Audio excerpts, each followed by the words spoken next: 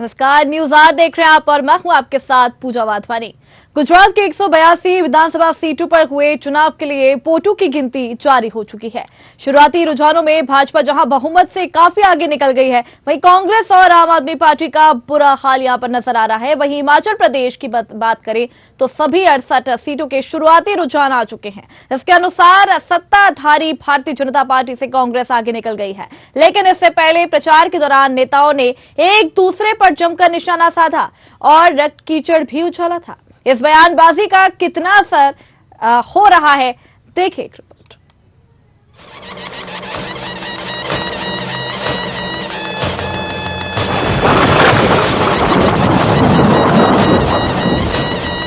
किसका होगा राज तिलक? तो कांग्रेस अध्यक्ष मल्लिकार्जुन खड़गे ने गुजरात की एक चुनावी रैली में पीएम नरेंद्र मोदी की तुलना रावण से कर दी थी। कांग्रेस अध्यक्ष खड़गे ने कहा कि बीजेपी नगरपालिका तक के चुनाव में कहती है मोदी को वोट दो। क्या मोदी यहां काम करने आएंगे? मोदी पर हर वक्त अपनी ही बात करते हैं। आप किसी को मत देखो, मोदी को वोट कर दो। आपकी सूरत कितनी बार देखना, कॉरपोरेशन में भी आपकी सूरत देखना, एमएलए के इलेक्शन में भी आपकी सूरत देखना, मध्य प्रदेश इलेक्शन में भी आपकी सूरत देखना। खड़गे ने सवाल करते हुए कहा था कि हर जगह आपके रावण के जैसे 100 मुख है क्या? आइए सुनते हैं क्या कहा था खड़गे ने। हर वक्त अपनी ही बात करते हैं। आप किसी को मत देखो, मोदी को देखकर वोट दो। अब भाई तुम्हारे को तुम्हारी सूरत कितनी बार देखना, कारपोरेशन में भी तुम्हारी सूरत देखना,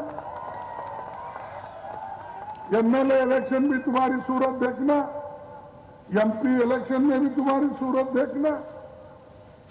हर जगह कितने हैं भाई? क्या आपके रावण के जैसा 100 मुख है क्या है? तो वहीं बीजेपी प्रवक्ता संबित पात्रा ने पीएम मोदी को रावण कहे जाने पर पलटवार किया था। क्या कहा था पात्रा ने, आइए सुनाते हैं आपको भी।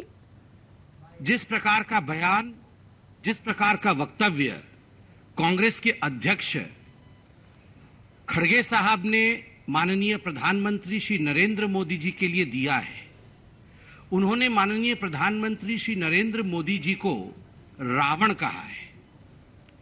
और मुझे लगता है इससे बड़ी धृष्टता, इस प्रकार के भाषा का प्रयोग, इस प्रकार का गाली गलोच अपने प्रधानमंत्री के लिए करना, और वह भी गुजरात के सपूत के लिए ऐसे शब्दों का प्रयोग गुजरात में खड़े होकर करना, यह उचित नहीं है, यह निंदनीय है और कहीं न कहीं यह कांग्रेस की मानसिकता को दर्शाता है।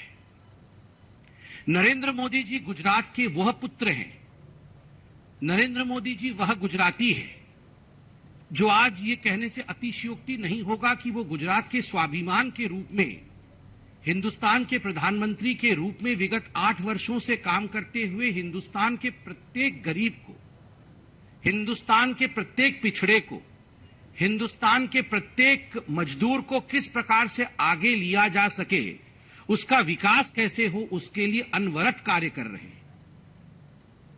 मैं तो सल्यूट करता हूं गुजरात की भूमि को, पवित्र गुजरात की भूमि को, पवित्र गुजरात की मिट्टी को मैं सल्यूट करता हूं कि उन्होंने ऐसा एक सुपूत हिंदुस्तान को दिया है जिसके लिए पूरे विश्व में आज एक अनुपम छवि बनी है। A leader who is considered as a global leader today across the world, उसको रावण कहना और उसके लिए इस प्रकार के अपशब्दों का प्रयोग करना, यह केवल और केवल मोदी जी का अपमान है, ऐसा नहीं है। मल्लिकार्जुन खड़गे जी, सोनिया गांधी जी, राहुल जी, आप जान ले, यह प्रत्येक गुजराती का अपमान। तो कांग्रेस के ही एक और नेता है जिन्होंने पीएम मोदी पर निशाना साधा था, वो है पवन खेड़ा। पवन खेड़ा ने कहा था कि कांग्रेस नेताओं के लिए अपशब्दों का उपयोग करते हैं। हमने जरा आईना दिखाया तो बुरा लग गया। देखते हैं क्या कहा। आप बोलो 50 करोड़ की गर्लफ्रेंड, कांग्रेस की विधवा, इटली की बेटी, ऐसे ऐसी शब्दें बोलते हैं। मनमोहन सिंह जी के लिए कैसे अनर्गल शब्द इस्तेमाल किए। आपको जरा सा किसी ने आईना दिखा दिया तो आपको बुरा लग गया। वहीं पीएम नरेंद्र मोदी हमेशा अपने साधे हुए बयानों के लिए जाने जाते हैं। पूरे प्रचार के दौरान पीएम मोदी ने अपनी जुबान से कभी कोई अपशब्द नहीं निकला। लेकिन वे खड़गे के बयान से आहत नजर आए। नरेंद्र मोदी ने कहा कि कोई रावण कहे, कोई कॉकरोच कहे, इससे फर्क नहीं पड़ता। ये बताता है कि कांग्रेस की लोकतंत्र में कितनी श्रद्धा है। पीएम ने कहा कि साबित हो गया है कि तुम जितना कीचड़ उछालोगे, कमल उतना ही खिलेगा। कोई रावण के, कोई राक्षस के, કોઈ કોકરોચ કે અને કોંગ્રેસના મિત્રો પણ કાન ખોલીને સાંભળી લે કે તમારી લોકતંત્રમાં શ્રદ્ધા અશ્રદ્ધા એ તમારો વિષય છે। તમારે એક પરિવાર માટે જીવવાનું હોય, તમારી મરજી, પણ તમે લખી રાખજો, તમે જેટલો કીચડ ઉછાળશો એટલું જ કમળ વધારે ખીલવાનું છે। तो देखा आप सभी ने कि किस तरीके से यहां पर सभी नेताओं के बयान जो है वो तेज नजर आए, लेकिन ये बयानबाजी जो यहां पर लगातार चल रही है उसी को देखते हुए ऐसा लगता है जैसे कि रुझान जो है वो इसी तरीके से आ रही है। बयानबाजी शायद कहीं ना कहीं रुझानों पर यहां पर असर दिखा रही है। जैसा कि आप सभी जानती है कि गुजरात में आज 182 सीटों पर मतगणना लगातार जारी है, रुझान भी लगातार सामने आ रहे हैं। एक तरफ बीजेपी यहां पर बढ़त दिखाती हुई नजर आ रही है, दूसरी तरफ देखा जाए तो कांग्रेस और आप पार्टी दोनों ही पीछे चल रहे हैं। अगर बात करें हिमाचल प्रदेश की, तो हिमाचल प्रदेश में भी 68 सीटों पर मतदान हुआ था, जिसकी मतगणना आज लगातार चल रही है और देखा जा रहा है कि रुझान भी कांग्रेस की तरफ देखते हुए नजर आ रहे हैं। कांग्रेस से लगातार बढ़त बनाए हुए हैं और बीजेपी जो है वो पीछे चल रही है। तो जिस तरीके से रुझान आ रहे हैं और जिस तरीके से हमने आपको यहां पर बयान बताए हैं, तो बयान ऐसा लगता है कि इन रुझानों पर कहीं ना कहीं नजर आ रहे हैं, रुझानों का असर यहां पर कहीं ना कहीं पड़ता हुआ दिखाई दे रहा है। तो हिमाचल प्रदेश में चुनाव हुए थे, गुजरात में चुनाव हुए थे, जिसका आज परिणाम यहां पर देखने को मिलेगा। कुछ ही समय बाद इसके परिणाम आ जाएंगे कि किसने कितनी सीटें हासिल की है, किसने सत्ता हासिल की है।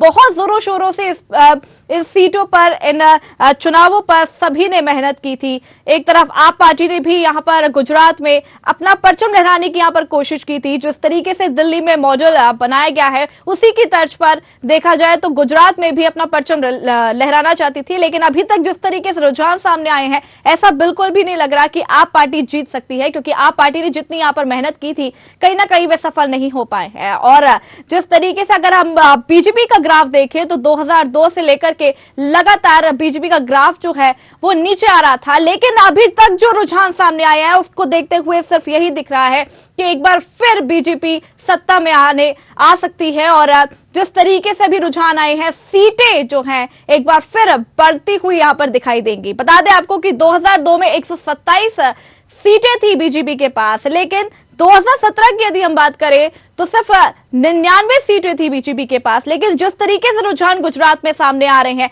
ऐसा लगता है कि गुजरात में एक बार फिर बीजेपी अपना परचम लहराएगी। आपको बता दें कि गुजरात में प्रधानमंत्री नरेंद्र मोदी ने लगभग 31 रैलियां की थी, 3 बड़े रोड शो किए थे, और जिस तरीके से यहां पर मोदी की रैली यहां पर हुई, उस तरीके से ऐसे लगता है कि रुझान इस बार एकदम बढ़िया आने वाले हैं बीजेपी के पक्ष में। और आप पार्टी ने यहां पर परचम लहराने की कोशिश की थी, लेकिन कहीं ना कहीं आप पार्टी पीछे रह गई है। कांग्रेस की यदि बात करें तो पहले देखा गया था कि द्वितीय चुनाव हुआ करते थे, सिर्फ बीजेपी और कांग्रेस में ही चुनाव हुआ करते थे, और अब देखा जा रहा है कि कांग्रेस और आप पार्टी शायद आपस में लड़ गई और यहां पर बाजी जो है वो बीजेपी ने मार ली है। तो आज रुझान लगातार देखने को मिल रहे हैं। यहाँ पर गुजरात में देखा जा रहा है कि आप पार्टी जो है वो पीछे रह गई, कांग्रेस भी पीछे रह गई और बीजेपी जो है वो लगातार बढ़त बनाए हुए है। हिमाचल प्रदेश की यदि बात करें तो 68 सीटों का परिणाम आज शाम तक घोषित हो जाएगा। लगातार रुझान जो अभी तक सामने आ रहे हैं तो कांग्रेस उसमें आगे चल रही है और बीजेपी जो है वो पीछे चल रही है। तो गुजरात की 182 सीटों पर आज रुझान सामने आ जाएंगे, परिणाम सामने आ जाएगा कि कौन गुजरात की सीट पर आखिर बैठेगा। जिस तरीके से अभी तक गुजरात पर रुझान सामने आ रहे हैं, ऐसा लग रहा है जैसे कि बीजेपी ही लगातार बढ़त बनाए हुए हैं। जिस तरीके से यहां पर प्रधानमंत्री नरेंद्र मोदी ने स्वयं यहां पर 31 रैलियां की, 3 बड़े रोड शो किए, नजारा यहां पर देख रहा है कि जो गुजरात की जनता है अभी भी बीजेपी पे कहीं ना कहीं विश्वास करती है। आप पार्टी ने हालांकि यहां पर दावा किया था कि आप पार्टी जीतेगी, लेकिन जनता जो है अभी भी आप पार्टी पे कहीं ना कहीं विश्वास नहीं कर पाई है। लगातार काफी सारी यहां पर आशंका भी जताई जा रही है। जिस तरीके से एमसीडी चुनाव भी थे, गुजरात चुनाव भी थे, तो ऐसी आशंका भी लगातार जताई जा रही थी कि एमसीडी चुनाव जो है आप पार्टी जीते और गुजरात में बीजेपी जीते, ऐसी आशंका जताई जा रही थी। लेकिन ऐसा कभी अभी तक कुछ पुख्ता इसके ऊपर कुछ आया नहीं है बयान। लेकिन आपको बता दें कि गुजरात की 182 विधानसभा सीटों पर हुए चुनाव के लिए वोटों की गिनती लगातार जारी है और शुरुआती रुझानों में भाजपा जहां बहुमत से काफी आगे निकल गई है, वहीं कांग्रेस और आम आदमी पार्टी का यहां पर बुरा हाल होता नजर आ रहा है।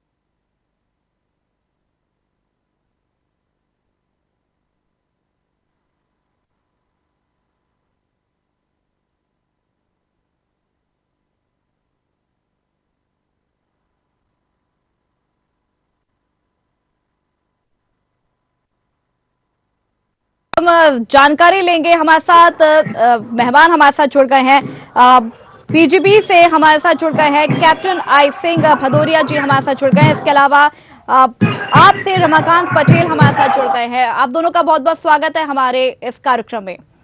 कैप्टन आई सिंह जी, सबसे पहले मैं आपके पास आना चाहूंगी कि जिस तरीके से रुझान अभी देखने को मिल रहे हैं गुजरात में, अगर बात करें हिमाचल की भी, तो हिमाचल में कहीं ना कहीं बीजेपी अभी पीछे नजर आ रही है और गुजरात में देखा जाए तो एक अच्छा रुझान बीजेपी का देखने को मिल रहा है। लेकिन जिस तरीके से बयानबाजी यहाँ पर बताई, तो क्या लगता है बयानों का यहाँ पर असर देखने को मिल रहा है?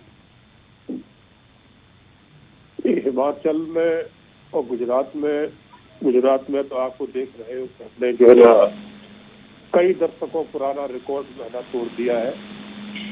जिस तरह से हमने वहाँ जीत हासिल की है, ऐसी शायद गुजरात के इतिहास में ऐसी जीत किसी ने करी नहीं है अभी तक।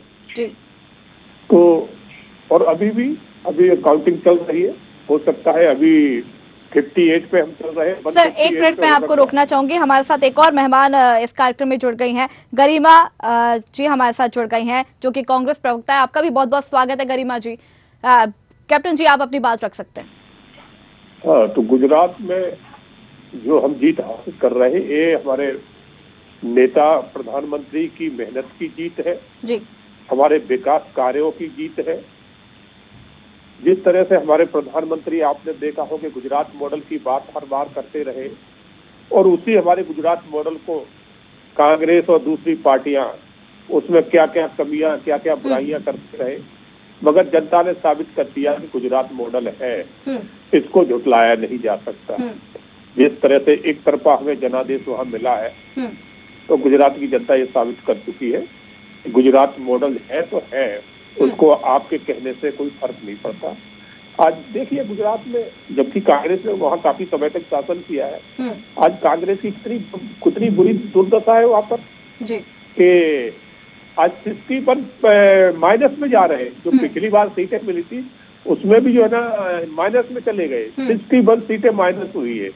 तो सोचिए, क्योंकि उसका भी एक बहुत बड़ा कारण है गुजरात में, वहाँ कार्यकर्ता अब इनका बिल्कुल हताश था। तो मैं खुद भी गुजरात में था चुनाव प्रचार में, इनके कार्यकर्ता निराश थे क्योंकि इनका कोई बड़ा सीनियर नेता वहां पहुंचा नहीं है। राहुल जी 3 सभाएं करने गए, 3 के बाद फिर गए नहीं है। तो वहाँ जो सीटें इनको मिल रही है उनके कार्यकर्ताओं की जो मेहनत है उसके एवज में उन्हें थोड़ा बहुत मिल रही है। बाकी कांग्रेस पार्टी अब क्या है, धीरे धीरे अपना विश्वास हर जगह खो चुकी है। हिमाचल में जो आज अगर थोड़ी बहुत लीड हो रही है तो हिमाचल की स्थिति थोड़ा अलग है दूसरे है, क्योंकि हम सोचते हैं कहीं ना कहीं हमारी कोई कमजोरियां रही है। जनता का जो मूड था शायद तो हिमाचल में ठीक से भाप नहीं पाए, या जो हमने जिस तरह से टिकट बंटवारा किया वहाँ हो सकता है उसमें भी हमारी कहीं कुछ कमजोरियां रह गई। तो वहाँ जो अगर जनादेश हमसे अगर हटके अभी शो कर रहा है तो इसका यही कारण हो सकता है। बाकी अभी काउंटिंग चल रही है, हम यही कहेंगे कि हो सकता है हम वहाँ प्रदर्शन हिमाचल में भी अच्छा करेंगे, क्योंकि हमें पूर्ण उम्मीद है कि जनता हमारे विकास कार्यों को कोई कहीं नकार नहीं सकता है। भारतीय जनता पार्टी ने जिस तरह से राष्ट्र में और हर हमारी जहाँ सरकार है जो हमने विकास कार्य किए हैं, हमारी एक अच्छी सोच है, हमारा अच्छा एक विजन है, हमारे पास नेता बहुत साफ सुथरी छवि के हैं, कभी उनके ऊपर कहीं कोई ब्लेम नहीं होता। तो हम इसी को लेकर जनता के बीच में जाते हैं और इसका जनता बखूबी हमें अपना आशीर्वाद दे रही है। गुजरात में तो जो रिकॉर्ड टूट ही रहा है, बाकी आगे भी देखते हैं।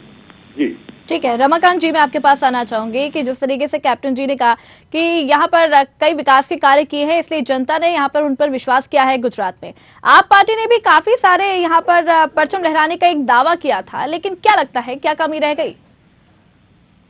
जी, आम आदमी पार्टी ने पूरी ताकत के साथ में गुजरात में चुनाव लड़ा, इसमें कोई दो राय नहीं है। बिल्कुल पहली बार चुनाव था, पहला अनुभव था हमारा गुजरात में, और हम गए थे अपने मुद्दों के साथ में, बिजली में, पानी में, स्कूल और अस्पताल की सुविधाओं को लेकर के। गुजरात की जनता ने हमें राष्ट्रीय पार्टी बनाने का गौरव दिया है, इसके लिए गुजरात की जनता का हम लोग जो है आभार व्यक्त करते हैं। जो भी परिणाम आया, जो जनता ने आदेश दिया वो सर माथे पर, और आगे के 5 साल विपक्ष की भूमिका आम आदमी पार्टी निभाएगी। जो विधानसभा हमारे साथी पहुंचे हैं वो विधानसभा में, बाकी सड़क पे संघर्ष करने का काम करेंगे, क्योंकि देश के अंदर पिछले कई वर्षों से कांग्रेस पार्टी विपक्ष में है, लेकिन विपक्ष ये फ्रेंडली विपक्ष है। असल मायने में आम आदमी पार्टी विपक्ष का काम करके दिखाएगी। ये आगे के 5 साल आप भी देखेंगे और गुजरात की जनता भी देखेगी। ठीक है गरिमा जी मैं आपके पास आना चाहूंगी कि यहाँ पर भदौरिया जी ने कहा कि कांग्रेस जो है एकदम खत्म सी हो गई है। जिस तरीके से रुझान अभी तक सामने आए हैं तो कांग्रेस काफी पीछे चल रही है, और भदौरिया जी ने यहाँ पर कहा कि कांग्रेस ऐसा लगता है जैसे खत्म सी हो गई है। क्या कुछ कहेंगे? नहीं, कहाँ कांग्रेस खत्म दिख रही है। कांग्रेस की तो जीत वाले प्रदेशों में हुआ है, हमारे पास होने के लिए तो कुछ था ही नहीं। हम भारतीय जनता पार्टी के जबड़े से हिमाचल प्रदेश को खींच के लाए हैं। ये क्या कांग्रेस की ये अचीवमेंट नहीं मानते? वहाँ डबल इंजन पिट गया हिमाचल प्रदेश में, वहाँ राष्ट्रीय अध्यक्ष भारतीय जनता पार्टी का पिट गया हिमाचल प्रदेश में, वहाँ एक केंद्रीय मंत्री पिट गया हिमाचल प्रदेश में। इनको कांग्रेस खत्म होती नजर आ रही है। इस साल 2023 में 9 राज्यों में चुनाव है। भारत जोड़ो यात्रा में जो अपार जनसमूह, जो सैलाब आपको दिखाई पड़ रहा है, जो सहयोग आपको राहुल गांधी को जो आशीर्वाद मिल रहा है भारत की जनता का, वो आपको इन 9 राज्यों में दिखाई पड़ेगा। गुजरात में तो जिस तरह से आम आदमी पार्टी ने और ओवैसी की पार्टी ने बी टीम का काम किया है भारतीय जनता पार्टी का, तो ये परिणाम कोई चौंकाने वाले परिणाम नहीं थे। आप सोचिए ना, पंजाब में सरकार बनाती है आम आदमी पार्टी और बगल के पड़ोसी राज्य हिमाचल प्रदेश में चुनाव लड़ने के लिए नहीं आती, पहले ही रणछोड़ दास बन जाती है, मैदान छोड़कर भाग जाती है। और हमारा 13% वोट शेयर आप खा गए। अगर हमारा वोट परसेंट और कांग्रेस का वोट परसेंट और आम आदमी पार्टी का जोड़ दिया जाए तो भारतीय जनता पार्टी गुजरात में भी हमारे सामने नहीं दिखती। हिमाचल प्रदेश की इतनी बड़ी जीत का मैं श्रेय राहुल गांधी जी की भारत जोड़ो यात्रा, कांग्रेसी कार्यकर्ताओं की मेहनत को देना चाहती हूँ। और ये बदलाव की घड़ी है, ये अलार्मिंग सिचुएशन है भारतीय जनता पार्टी के लिए कि सिरमौर है उत्तराखंड और हिमाचल प्रदेश पूरे देश के। आप देखिए, हम हिमालयी राज्य हैं और जो शुरुआत हिमालयी राज्यों से होती है वो पूरे देश में एक संदेश लेकर जाती है। गुजरात में तो क्या खेल हुआ वो सबको पता है कि किस तरह से इन लोगों को अपने में शामिल करके और कांग्रेस के क्या कहते हैं वोट कटवा पार्टी ये बने हैं। ठीक है, भदौरिया जी से इसका प्रतिक्रिया ले लेते हैं। भदौरिया जी इस पे प्रतिक्रिया दीजिए, क्या सच में खेल हुआ है क्या गुजरात में? सुनिए, दूर मत जाना। जी भदौरिया जी, सुन पा रहे हैं आप मुझे? जी, मेरी आवाज आ रही है आपको? जी जी जी, बोलिए। कांग्रेस के वक्ता, प्रवक्ता और नेता सिवाय झूठ के अलावा और कुछ बोलते नहीं है। आम आदमी के साथ गलवैया ये करते हैं और दोष हमारे ऊपर डालते हैं। जब पहली बार इनकी सरकार बनी थी तो इन दोनों ने मिलकर बनाई थी। दूसरी बार भी दिल्ली में पिछले जो चुनाव हुए थे उसमें भी जब इन्हें लगा कि बीजेपी यहाँ सरकार बनाने जा रही है तो कांग्रेस ने सिलेंडर कर दिया आम आदमी पार्टी के लिए और उन्हें वॉकआउट दे दिया। तो गलवैया तो ये खेलते हैं और आरोप हमारे ऊपर डालते हैं। तो ये इन लोगों की आदत बन गई है, झूठ बोलो। मैं कहने का मतलब है कि कीचड़ फेंक दो और भाग जाओ। तो ये वो लोग हैं कि झूठ बोलने के अलावा और इनके पास कुछ होता नहीं है। चाहे वो आम आदमी पार्टी हो चाहे कांग्रेस हो, दोनों ही एक ही सिक्के के पहलू है। इधर देखोगे तो वही है, इधर देखो तो वही है। और सोच भी एक जैसी है। जिस तरह से देश विरोधी ताकतें हैं उनके साथ दोनों ही ये लोग खड़े रहते हैं। जब जेएनयू में देश तोड़ो भारत तोड़ो के नारे लगे थे कन्हैया कुमार का, साथ में केजरीवाल भी वहां गए थे और राहुल गांधी ने साथ भी दिया था। आज वो राहुल गांधी की रैली में भी चल रहे हैं। इसी तरह से आपने देखा होगा कि मेगा पाटेकर की जो सरदार सरोवर के जल परियोजना के हरदम रुकावटें डालती रहती थी और उस टाइम गुजरात में सरकार भी कांग्रेस की थी और ये उनके साथ उनको मनाते रहते थे। वो धरना आंदोलन दे के इसको रोकती थी और मनाते रहते थे। आज वो मेगा पाटेकर भी राहुल गांधी की इसी यात्रा में चल रही है। इसी तरह से आपने देखा होगा सौरा भास्कर है जो सीए प्रोटेक्शन के दिल्ली में बैठी थी, विरोध कर रही थी हिंदुस्तान का और वक्त वक्त पे हिंदुस्तान के सैनिकों को और देश की सरकार को और देश को गालियां देती रहती है। देश का विरोध करने में सौरा भास्कर कहीं पीछे नहीं रहती। वो भी आज राहुल गांधी से हाथ मिला के चल रही है। तो जितनी देश विरोधी ताकतें हैं वो इन दोनों पार्टियों के समर्थन से चलती है। ये दोनों ही पार्टियां एक जैसी है। अगर एक नागनाथ है तो दूसरा सांपनाथ है। इसलिए गुजरात में इनको जो है ना लोगों ने तवज्जो नहीं दिया। गुजरात के लोग बहुत बुद्धिजीवी लोग हैं। सब वहाँ जितने भी लोग हैं समर्पित लोग हैं, वहाँ राष्ट्रवादी लोग हैं। और सबसे बड़ी बात है कि गुजरात की जनता बिजनेसमैन है। वहाँ हर व्यक्ति कुछ ना कुछ बिजनेस से जुड़ा हुआ है। तो बिजनेस करने वाले लोग एक एक कदम फूंक के रखते हैं। तो वो कांग्रेस को भी पहचान चुके हैं कि किस तरह से ये राष्ट्र विरोधी ताकतों के साथ खड़ी रहती है कांग्रेस पार्टी। कभी भी ये वही लोग हैं जो राम मंदिर का विरोध करा करते थे और फिर जब अभी मंदिर घूमने लगे राहुल गांधी और प्रियंका गांधी, तो यही लोग कहते थे कि राम कौन से मंदिर में कौन से कमरे में पैदा हुए उस जगह का नाम बताओ। तो ये वो लोग हैं, इसलिए जनता ने इनको नकार दिया है। एक हिमाचल को आप लेके चले, हिमाचल की बात है कि हम ऐसी डिबेट में नहीं करता हूँ, ऐसी डिबेट में। ठीक है गरिमा जी आप बोलिए। सब है जनप्रतिनिधि क्या मंदिर मस्जिद जाने के लिए चुने जाते हैं? जनप्रतिनिधि चुने जाते हैं सुख सुविधाएं देने के लिए, जनहित के नीतियां बनाने के लिए। जनप्रतिनिधि मंदिर और मस्जिद घूमने के लिए नहीं चुने जाते साहब। अगर आपकी परिभाषा ये है कि जनप्रतिनिधि को मंदिर मस्जिद घूमना चाहिए तो फिर आपको अपनी परिभाषा ठीक करने की जरूरत है। तो राहुल गांधी देश का ये हालत हो रही है, इसीलिए देश की हालत हो रही है। भारतीय जनता पार्टी को धर्म की भी राजनीति करनी है, सेना की भी राजनीति करनी है। राहुल गांधी को क्यों अभी मंदिरों में जगह मंदिर में क्यों भेज दिया? नहीं भेजना चाहिए, क्यों भेजा? आपने देश फिर राहुल गांधी क्यों हाल कर लिया है? क्यों हिंदू बन रहे हैं? क्यों हिंदू बनने का ढोल पीट रहे हैं? देश को किस गट में पहुंचा दिया? राहुल गांधी हिंदू बनने का ढोल पीट रहे हैं। वो तो दुनिया जानती है वो हिंदू नहीं है, मगर फिर भी हिंदू बनने का ढोल पीट रहे हैं राहुल गांधी। ये तो दुनिया जानती है कि राहुल गांधी हिंदू नहीं है। माँ क्रिश्चियन है, बाप मुसलमान है, माँ क्रिश्चियन है, बाप मुसलमान है। फिर क्यों दुनिया जानती है? फिर क्यों ढोल पीट रहे हैं राहुल गांधी? अपने खून से क्यों जनेऊ पहन के दिखा रहे हैं दुनिया को? इसलिए ना तुम्हारे तो नाखून बराबर भी तुम्हारे कहीं चोट आई नहीं है। इस देश के लिए कभी कोई कुर्बानी देना तो तुमने सीखा नहीं है। राहुल गांधी को हिंदुत्व का सर्टिफिकेट बांटोगे, गरिमा दसौनी को बांटोगे हिंदुत्व का सर्टिफिकेट, तुमसे खरीदे। अब हमें किसी को सबूत देने की जरूरत नहीं है कि हम हिंदू हैं या क्या हैं। गर्मा कसोली सिर्फ खड़े होकर झूठ बोल सकती है और राहुल गांधी के कसीदे पढ़ सकती है। इससे ज्यादा दिमाग की हनक नहीं जा रही है, अहंकार नहीं जा रहा। गरिमा जी के पास राहुल गांधी के कसीदे पढ़ने के अलावा और कुछ नहीं है। खाली गरिमा जी राहुल गांधी के कसीदे पढ़ सकती है, हकीकत नहीं बता सकती। कार्यकर्ता को और संगठन को तो कुछ दे ही नहीं रहा। गुजरात में क्या हालत हुई है देख लो ना। गुजरात में बहुत समय तक शासन किया है गुजरात का चुनाव जिताने में सारे मगर आज जनता ने वहाँ इतना बुरी तरह क्यों कर दिया आप लोगों को? वो मोदी वंदना कर रहे हैं। दिल्ली में आपकी एमसीडी में आपका खाता नहीं खुला। गुजरात की जीत पूरे एमसीडी में आपकी देखो क्या हालत हुई दिल्ली में। राहुल गांधी जी की वंदना कर रही है। आम आदमी पार्टी आज अगर किसी को खत्म कर रही है तो वो कांग्रेस को कर रही है। आज आम आदमी पार्टी अगर किसी को खत्म कर रही है तो कांग्रेस पार्टी को कर रही है। पंजाब में इनको कांग्रेस को खत्म किया आम आदमी ने। पार्टी आपको मदद कर रही है, मेरे कहने के लिए दिल्ली में कांग्रेस को खत्म किया आम आदमी ने। तो आम आदमी आज इनको खत्म कर रही है। जहाँ था वहाँ आम आदमी इनको खत्म करके। चलिए ठीक है। हमारे साथ इस कार्यक्रम में रमाकांत जी भी हमारे साथ मौजूद है, आप प्रवक्ता, उनसे भी हम बात कर लेते हैं।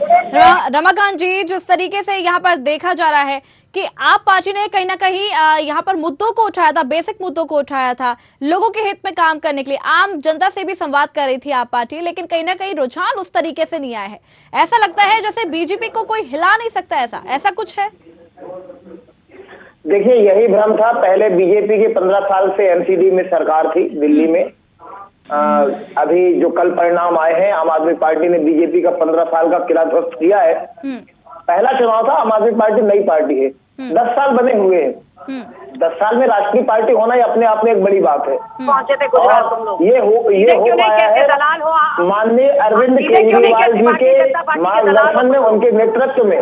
तो आज पूरे देश भर के आम आदमी पार्टी के कार्यकर्ता सलाम करते हैं, उनके नेतृत्व को सलाम करते हैं, जिन्होंने 10 साल में ऐतिहासिक रूप से आम आदमी पार्टी को खड़ा किया है। 2 राज्यों में सरकार, दिल्ली में सरकार, पंजाब में सरकार, और 10 साल होते होते राष्ट्रीय पार्टी होना ये अपने आप में बड़ी बात है। बाकी कांग्रेस पार्टी और भाजपा, ये दोनों आम आदमी पार्टी से घबराए हुए हैं। ये दोनों चाहते हैं कि आम आदमी पार्टी दिल्ली के बाहर ना निकले। गुजरात के अंदर आम आदमी पार्टी का वोट शेयर जो आया है, हमको 100 में से 15 लोगों ने पसंद किया है, 15 लोगों ने एक्सेप्ट किया पहले चुनाव में। अगले चुनाव में 15 नहीं 85 लोग हो जाएंगे, आप देखते जाइएगा। अगले चुनाव आते आते आम आदमी पार्टी की सरकार गुजरात में इस कदार आएगी जैसे दिल्ली में 70 में से 67 आए थे, वैसे 182 में से कम 175 आम आदमी गरिमा जी ने यहाँ पर आपको बीजेपी का दलाल कहा है। रमाकांत जी, अगर गरिमा जी को कल का परिणाम देखना चाहिए। हमने बीजेपी को हराया है। आज तक कांग्रेस पार्टी कहीं भी भाजपा को हरा नहीं पाई है। अब दलाल किसको कहते हैं वो मेरे से बेहतर जानती होंगी कि 25 करोड़ रुपया लेकर के विधायक बेचने वाला दलाल होता है या जो है क्या होता है, वो तो गरिमा जी बता पाएंगी। महेश बाबू, कांग्रेस पार्टी के आरोपों का जवाब देना जो है ना उचित नहीं है। इनमें ना तो नेतृत्व है, चुनाव कहीं होता है, इनके नेता कहीं और दिखाई देते हैं। इतिहास टकराने वालों का लिखा जाता है, पीठ दिखा के भागने वालों का नहीं। चुनाव दिल्ली में चल रहा था, चुनाव गुजरात में चल रहा था, चुनाव हिमाचल में चल रहा था, राहुल गांधी मध्य प्रदेश में भारत जोड़ो यात्रा कर रहे थे। तो इतिहास टकराने वालों का लिखा जाता है, पीठ दिखा करके भागने वालों का नहीं।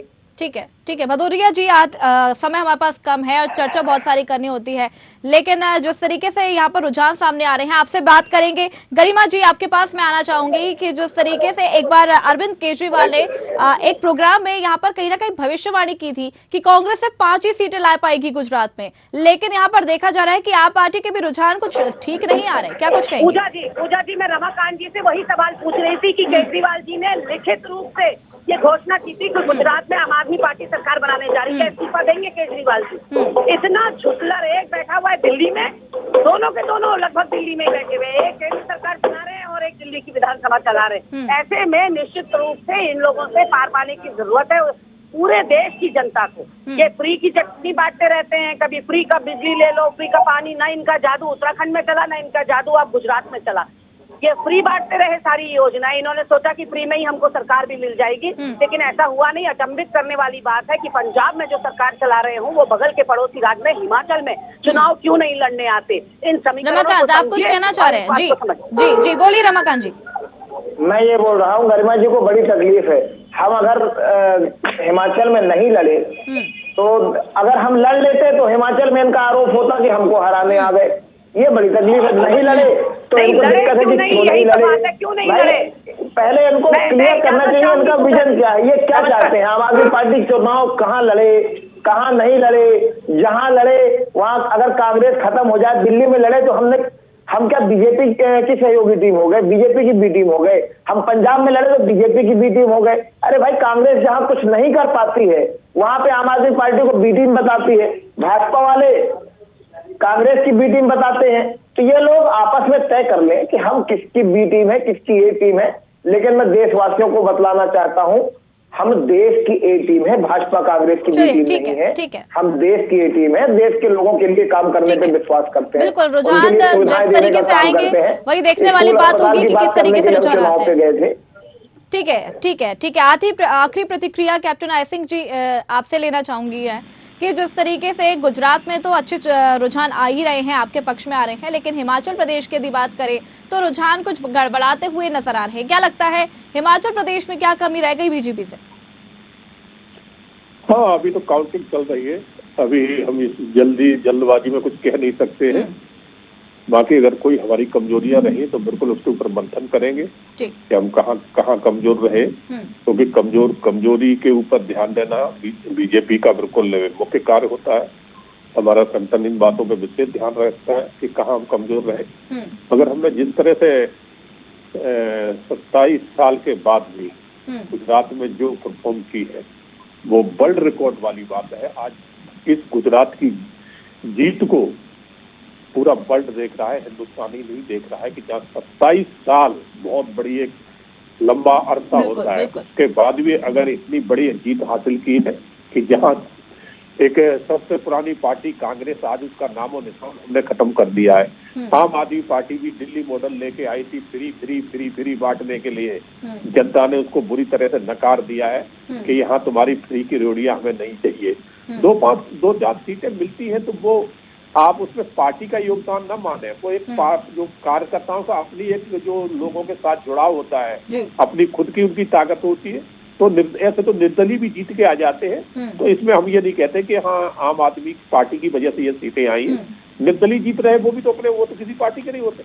तो उसी तरह से हम ठीक है, उनके साथ आम आदमी का नाम जुड़ा है। बाकी आम आदमी पार्टी को मैं एक ही बात कहना चाहूंगा कि पंजाब और दिल्ली के अलावा ये सरकार कभी कहीं भी नहीं बना सकते, देश में किसी भी प्रांत में नहीं बना पाएंगे, क्योंकि इनकी जो सोच है ना उसको लोग बहुत जल्दी जान चुके हैं कि इनकी सोच किस तरह की है।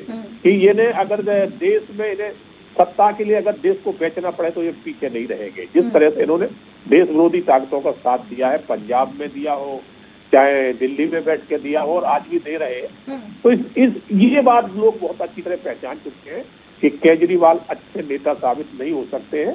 झूठ बोल के कुछ समय के लिए आप सत्ता तो हासिल कर सकते हैं, मगर आप एक लंबी रेस के नेता नहीं बन सकते। ठीक है, चलिए बहुत बहुत शुक्रिया आप तीनों मेहमानों का हमारे साथ जुड़ने के लिए, जानकारी साझा करने के लिए। तो जिस तरीके से गुजरात में 182 सीटों पर आज परिणाम आने वाले हैं, साथ ही हिमाचल प्रदेश में भी 68 सीटों के आज परिणाम आने वाले हैं। हम देखने वाली बात होगी कि जिस तरीके से लगातार मतगणना जारी है क्या कुछ परिणाम नजर आते हैं और किसके पक्ष में सत्ता जाती है। तो फिलहाल इस कार्यक्रम में इतना ही, बने रहिए न्यूज़ आवर के साथ। नमस्कार।